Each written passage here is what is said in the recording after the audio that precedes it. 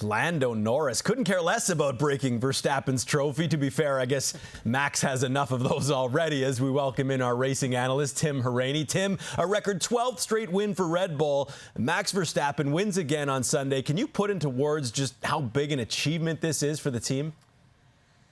Well, 11 straight, was the record. It stood since 1988, and that was with the McLaren MP4, which was, arguably one of the greatest race cars ever built, and it was driven by two of the greatest racing drivers of all time, in Ayrton Senna and Alain Prost.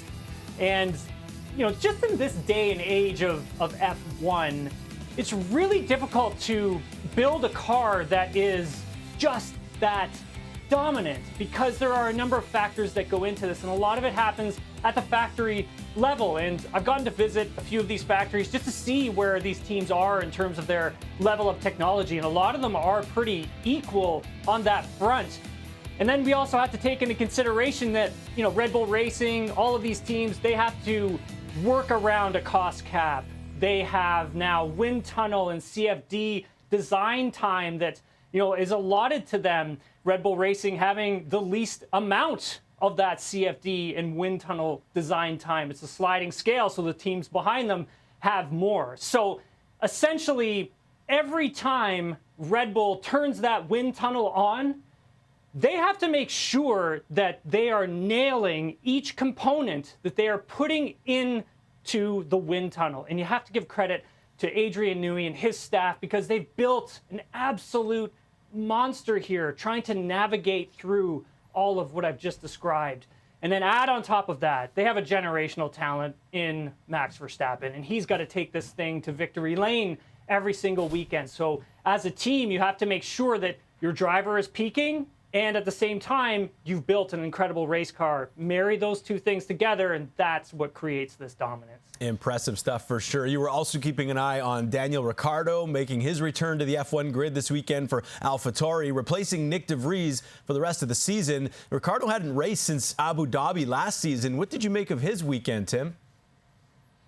I thought he did a really great job. I think for Daniel Ricciardo, at the end of his time with McLaren, that last race in Abu Dhabi, he was just a shell of his former self in terms of his driving and his style. And so when Red Bull took him back, they were kind of confused, like, who is this driver? We don't know who this is. We have a lot of work to do with him. And I got to spend quite a bit of time with him this season, got to sit down and chat with him. And every time I saw him, he looked a little bit more and more reinvigorated and just confident, really. And I think what ended up happening here is Daniel Ricciardo put the time and the work into the simulator.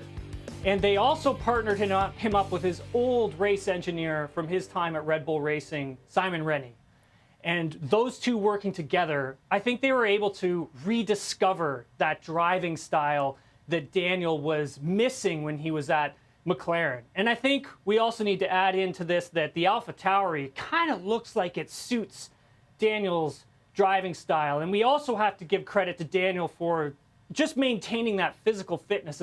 As a driver, if you're not competing for things, if you're not in the car, you kind of lose that motivation to maintain that peak level of fitness. The Hungarian Grand Prix is a brutal race. It's hot. The physicality of it is extremely high. So for Daniel, he brought himself back, maintained that level of fitness, and I think if he's able to have success over these next 5-6 races, I think Sergio Perez up at Red Bull Racing is going to have to be worried. Well, as the old saying goes, it's like riding a bike, or in Ricciardo's case, like riding a $15 million machine. Super easy, right, Tim? Thanks for this.